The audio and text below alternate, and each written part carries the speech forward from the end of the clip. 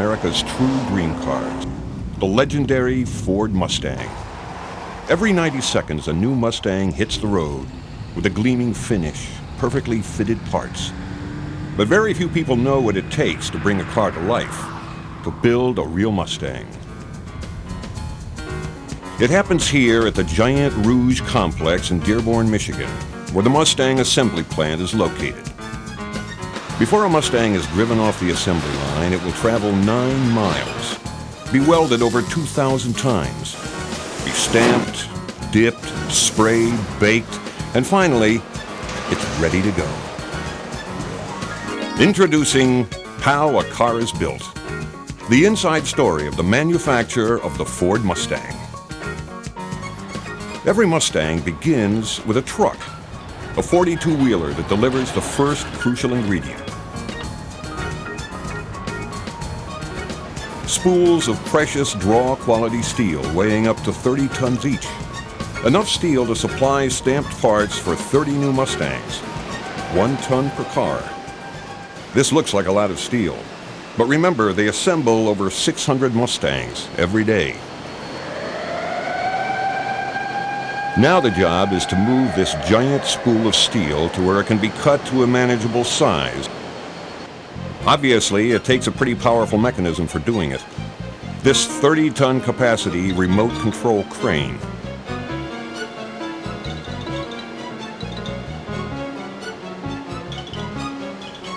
The spool of steel is moved along in the plant, slowly, very carefully. Looks easy, doesn't it? Unrolls like a paper towel. The first stop is the cutting machine, where the giant roll is cut into pieces that will fit the stamping machines. The stacked, cut steel is picked up by powerful suction cups.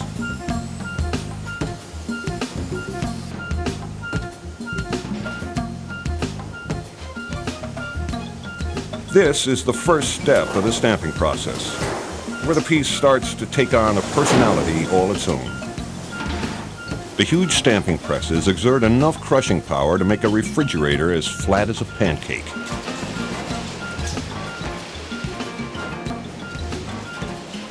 The steel then moves to the second step, where the excess metal is cut away, sort of like cutting cookie dough with a cookie cutter.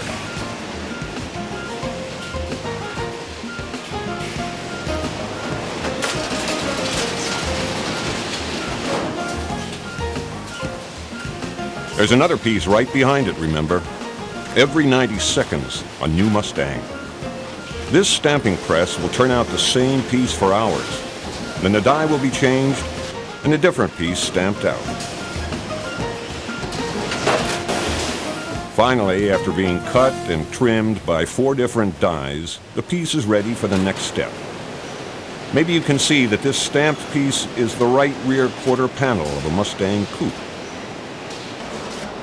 As the parts are prepared for the main assembly line, there's also welding to be done. It takes teamwork. The parts are set up by hand, and robots do the welding. The task here is to put together the right rear fender of a Mustang convertible.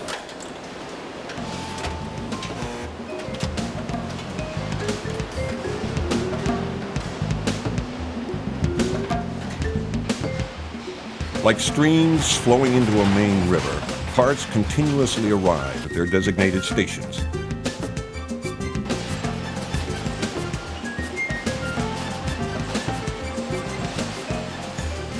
This is the true headwater of the assembly line, where it all begins to come together.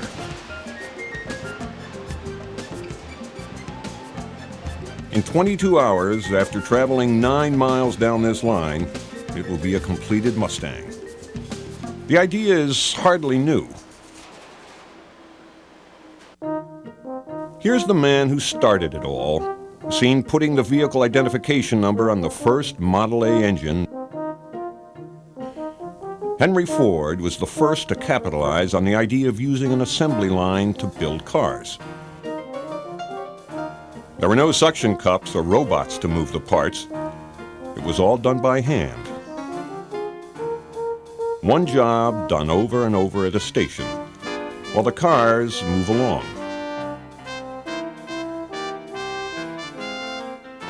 In those days, the body of the car was fitted over the chassis and the rest of the drivetrain. Today, that process is reversed, as you'll see later. The engine and transmission are added from under the car.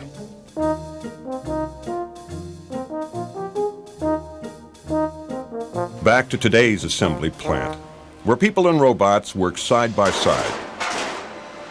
The body of the Mustang is welded together from a number of stamped sections, creating a unitized body.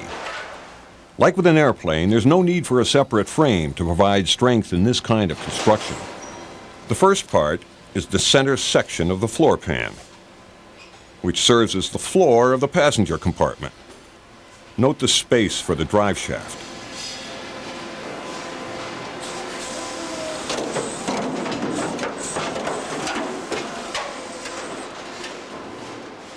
This is the rear section of the floor pan for the car's trunk, with the well for the spare tire.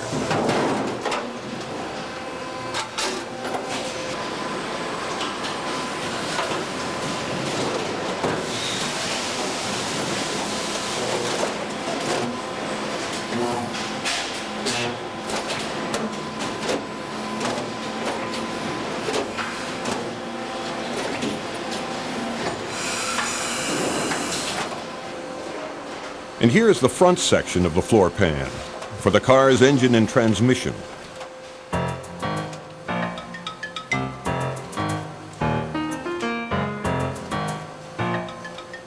These robots look an awful lot like dinosaurs. But no carnivores here. They're really quite easy to work with.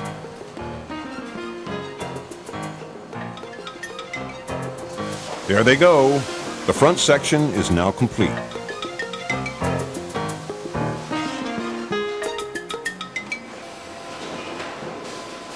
Now the three sections of the floor pan are placed together.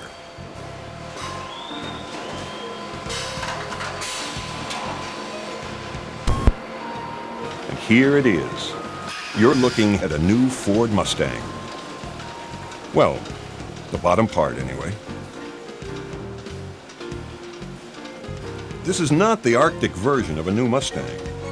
It's merely the way they move the car along as they're assembled. Sleds over rollers and belts. There are 2,007 weld spots on a new Mustang.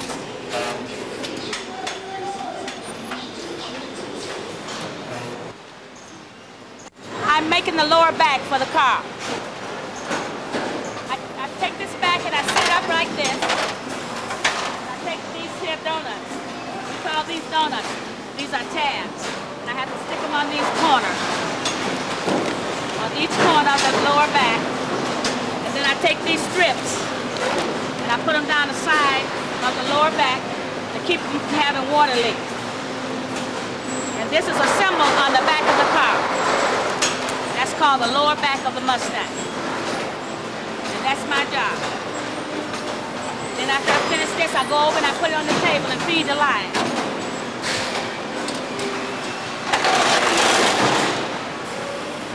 That's it. In a minute, you're going to see this part again.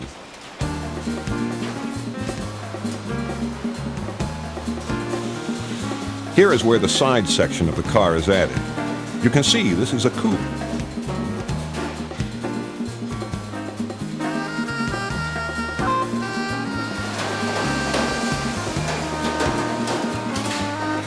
Remember the woman's lower back piece? There it is. They even use a hammer now and then in this robotic age.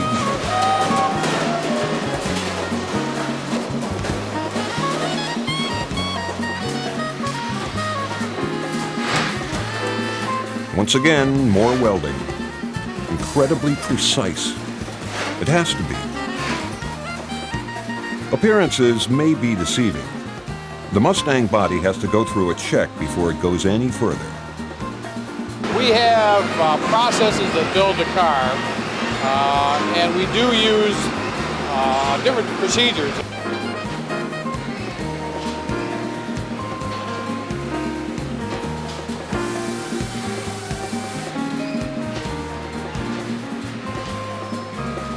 Perceptron has 44 cameras that have laser beams that look at surfaces and look at the areas that we want to have measured. They look at the location where they're at, and if we see that's okay, then we decide that the part or the body's in the proper position. Now the gas cap lid is added.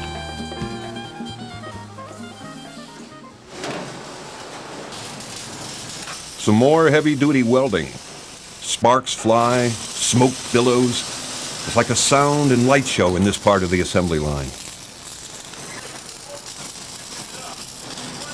At every stage of the line, safety is crucial. Protective gear is worn. Gloves, helmets, ear covers. Now the car continues on its 9-mile journey along the line. More parts arrive. Doors. The doors have been pre-assembled and brought to the main assembly line. By precise logistical planning, all arrive on time. It's quite a feat. Depending on the part, Ford only keeps a 5-hour to 3-day supply on hand. Nothing collects dust around here. A very precise machine fits the door.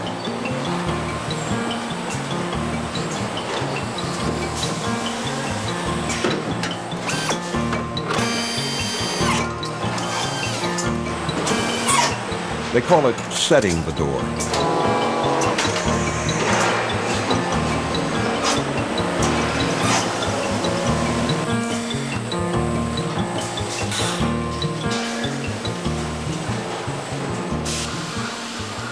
Cars aren't the only things moving along at a frantic pace.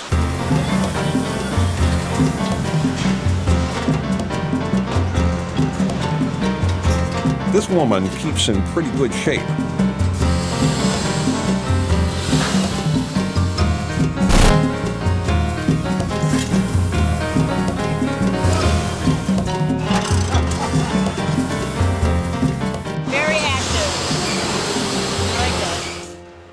Now the rear deck fixture is added. This is the deck fixture, and what I'm doing is I'm tightening bolts on the left-hand side of the deck to ensure a proper fit.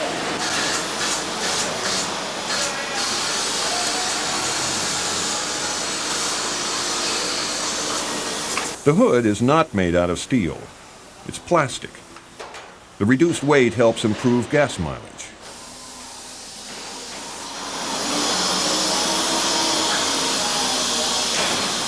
It's the hood fitting fixture. This monster setter machine is used to align the hood. Then bolts are added. It's checked out.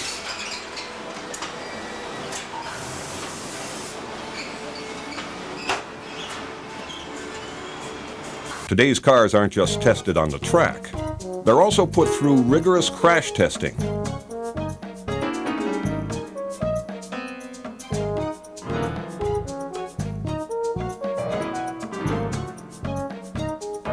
Now the Mustangs are moving up in the world to the second and third stories of the factory. The factory itself is only a mile long, so the 9-mile-long assembly line follows a serpentine path through 3 floors.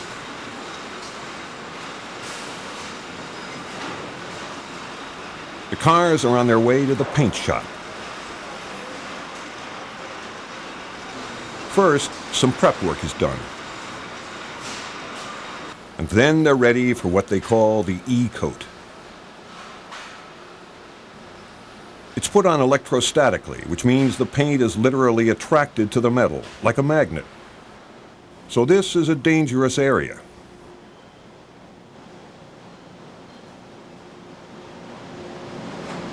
It protects the metal against rust and corrosion.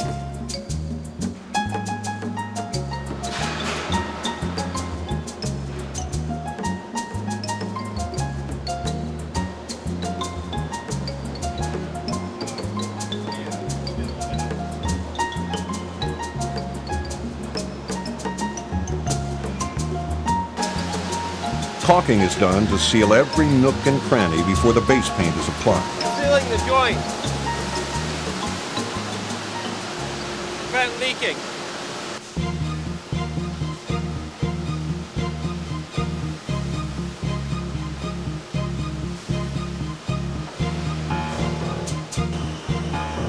The caulking is done by hand, just like you do on the tile in your bathroom.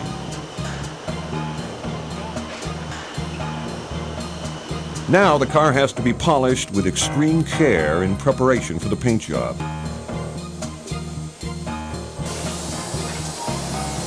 Those hats are to make sure not one stray hair lands on the surface. They use a compressor gun to blow away any loose dust.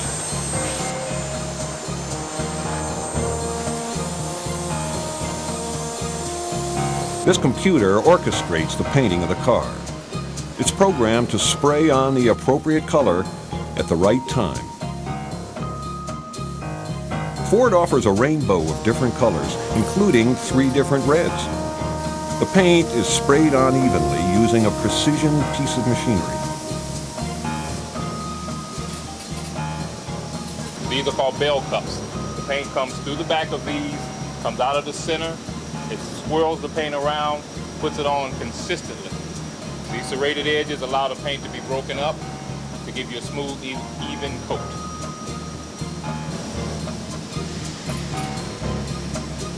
The most popular color for the Mustang is red.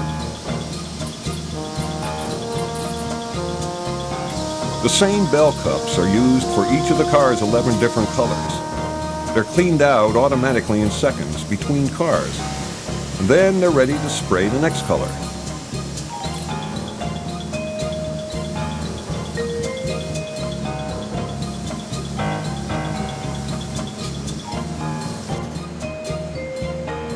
Now the clear coat that really brings out the true iridescence of the color.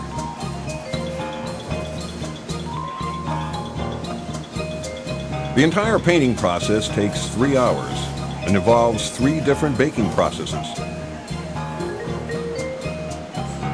The car is going into the final bake in an oven that reaches 280 degrees.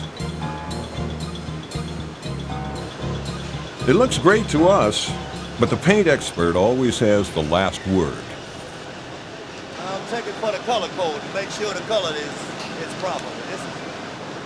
This is the lineup tag here. This tells you everything that goes into the car. So when you see me reading this, I'm reading the color code, what kind it is, GT, and making sure that the paint color is proper. Oh yes, that's ready to be sold. The car's made considerable progress from the rolls of steel you saw earlier. This is the convertible model. Those are the seat belts being attached directly to the frame.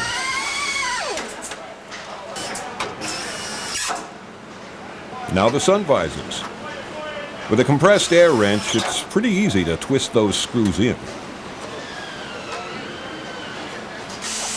Convertibles are put together on a special sub-assembly line.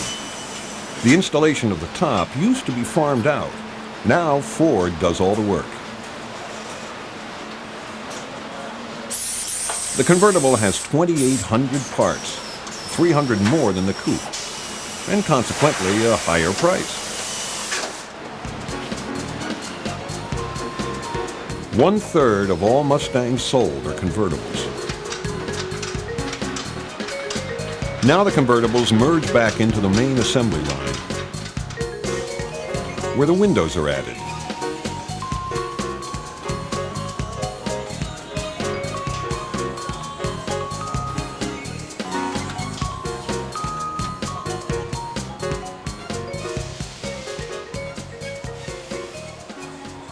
And here's the machine that's going to help set the glass.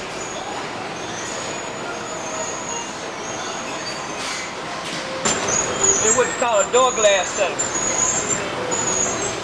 One thing's for certain. If it's a part that opens, closes, or moves in any way, there's a machine called a setter that makes sure it fits just right. I'm shooting the screw now for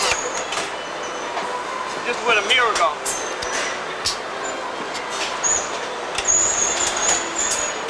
Now I'm letting the glass up.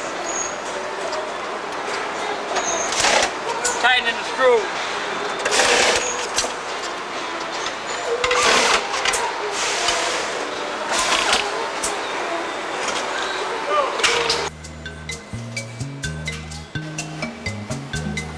Everyone has a specific role on the line.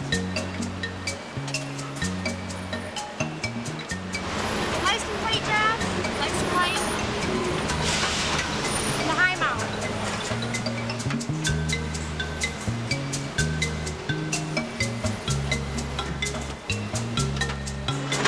Next, the rear taillights are added.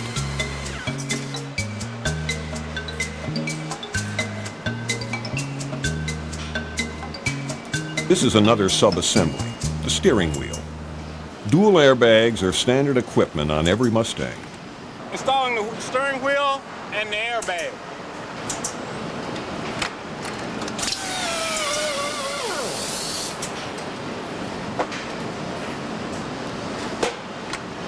This is the airbag right here.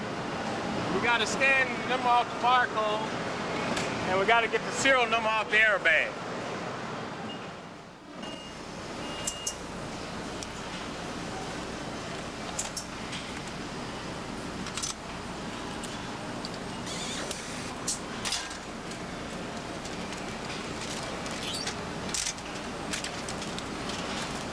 You can be sure this steering wheel won't be hanging around here for long.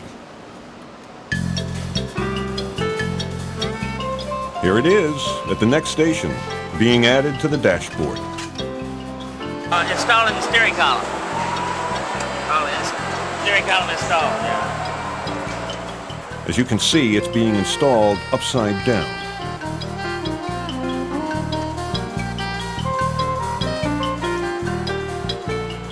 Another precision tool that really saves time.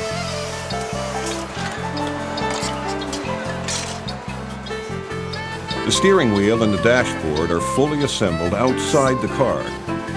It should come as no surprise to anyone who's ever tried to work on a dashboard when it's in the car.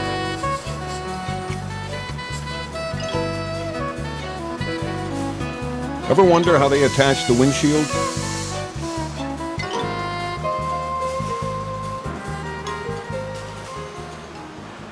Can't forget the rear view mirror.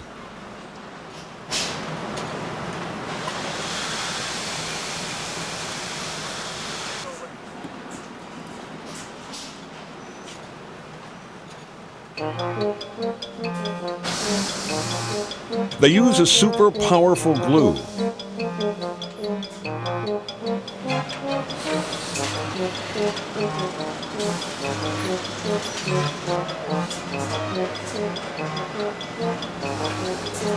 No screws needed here.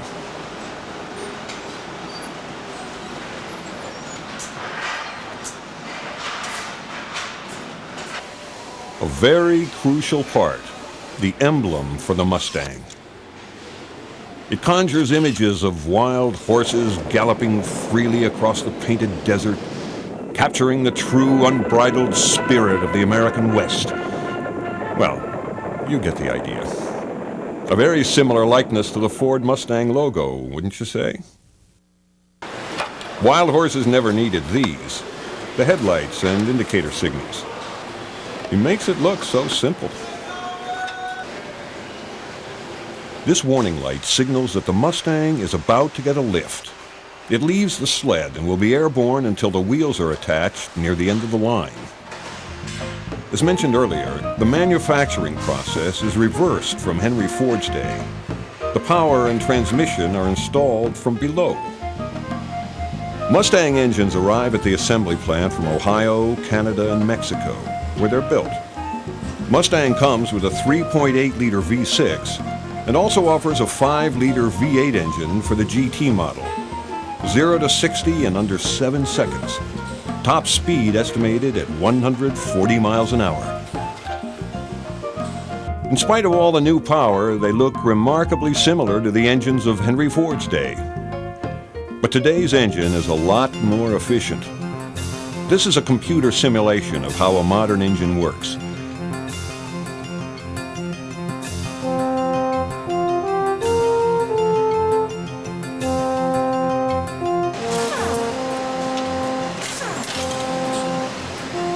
Here's the transmission. This 5-speed manual is being added to the GT model.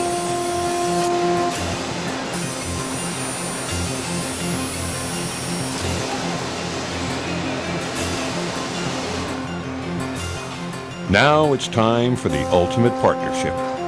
When the heart of the Mustang is joined with the body, one couldn't exist without the other.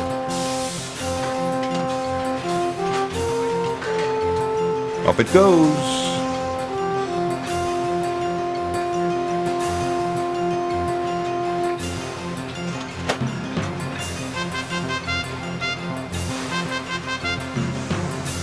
The coil spring for the front suspension. You'd notice if these weren't in the car. They just don't build cars the way they used to. Thank goodness.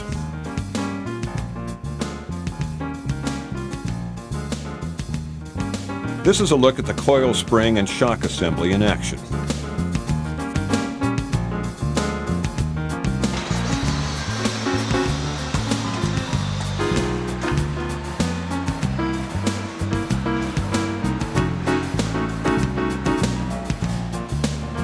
The car wouldn't go far without this, the gas tank.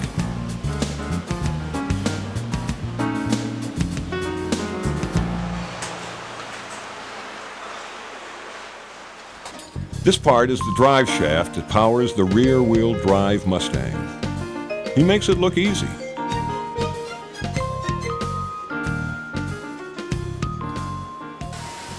The rear axle with differential.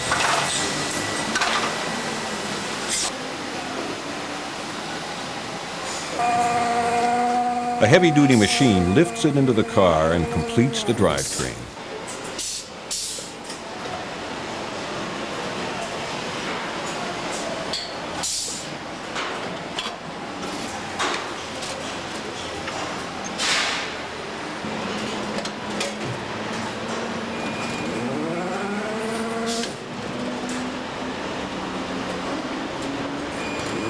We're in the home stretch.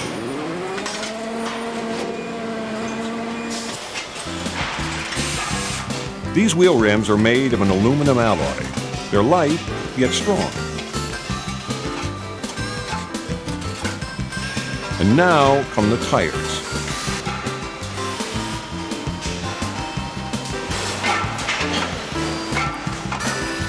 In a process that used to be done by hand, it's now all automated and done in seconds.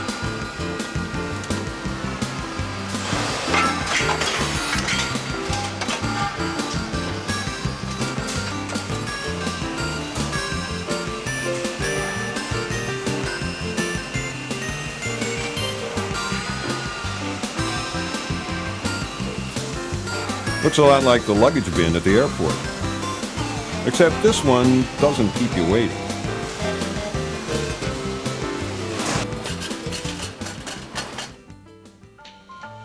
No time to bounce the tires around as they did in this old Mustang commercial. On the assembly line, it's strictly business.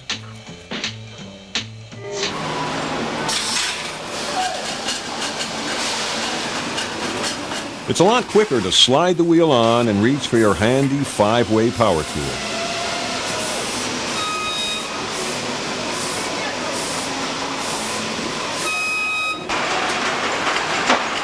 One of the last parts on this convertible, the seats are installed. It's done pretty much by hand. There's the compressor wrench. Now enough gas has to be put in the car to drive it away from the assembly line and off to the showroom. And a few taps with a mallet, and we're almost ready. Here's what the bottom of a Mustang GT looks like. There's the dual exhaust system framing the drive shaft.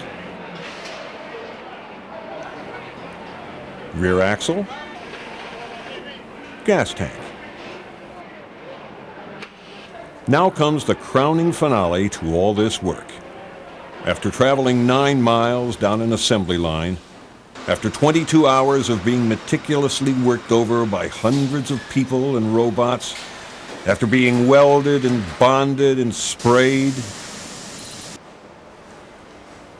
one last check.